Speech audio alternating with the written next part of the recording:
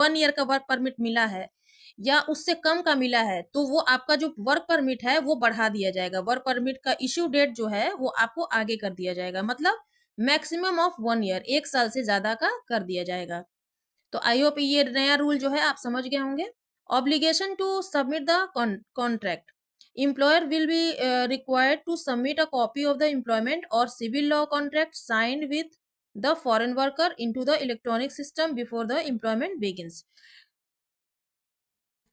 इसमें एम्प्लॉयर्स को जो उसने एम्प्लॉयमेंट दिया है फॉरेनर को या फॉरेन वर्कर को, जो उसने एम्प्लॉयमेंट दिया है उस पर उसकी कॉपी पर साइन करके उसको इलेक्ट्रॉनिक सिस्टम में उनको सबमिट करना होगा। ये काम एम्प्लॉयर का है, जो आपको काम दे रहा है वो आपसे साइन लेगा और उस कॉपी को इलेक्ट्रॉनिक सिस्टम में वो सबमिट करेगा।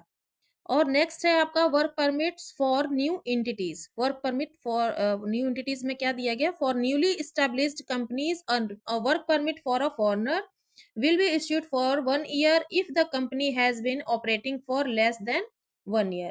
तो ये जो है इसमें जो न्यू कंपनी स्टैब्लिश हुई है, मतलब जो नई नई कंपनी अभी बनी है, नई नई कंपनी जो स्टार्ट हुई हैं, उसमें जो कंपनी में जो काम करने का वर्क परमिट दिया जा रहा है, मान लीजिए कि 1 साल से कम का वर्क परमिट दिया जा रहा है, लेकिन फॉरनर्स के लिए वो जो है यहाँ पर देखिए लिखा गया, foreigners will be issued for 1 year if the company has been operating for less than 1 year. अगर वो कंपनी 1 साल से कम का वर्क परमिट इशू करा रही है, लेकिन वो फॉरनर्स के लिए 1 साल के लिए इशू किया जाएगा।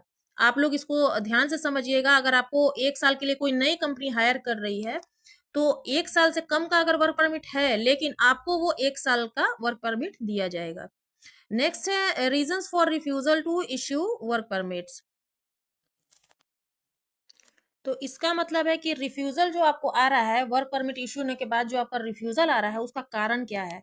उसका कारण ये है कि जो भी लोग चाहते हैं कि जो भी यहाँ पर दिया गया है कि सोशल सिक्योरिटीज जो हैं वो चाहती हैं अगर कि किसी का मतलब कंट्रीब्यूशन जो है बकाया है या कुछ भी उनको अपना सब कुछ मेंटेन करना है, अगर उसके लिए अगर वो रोजगार मतलब रोजगार के उद्देश्य से नहीं, सिर्फ पोलैंड में एंट्री के उद्देश्य से अगर किसी को किसी फॉरेनर्स को लाना चाहते हैं, तो ये नहीं होगा। ये जो सुविधा है, इसके लिए एंट्री नहीं मिलेगी। अगर उनको वर्क परमिट इशू नहीं किया गया है, तो वो पोलैंड में एंट्री नहीं कर सकते हैं।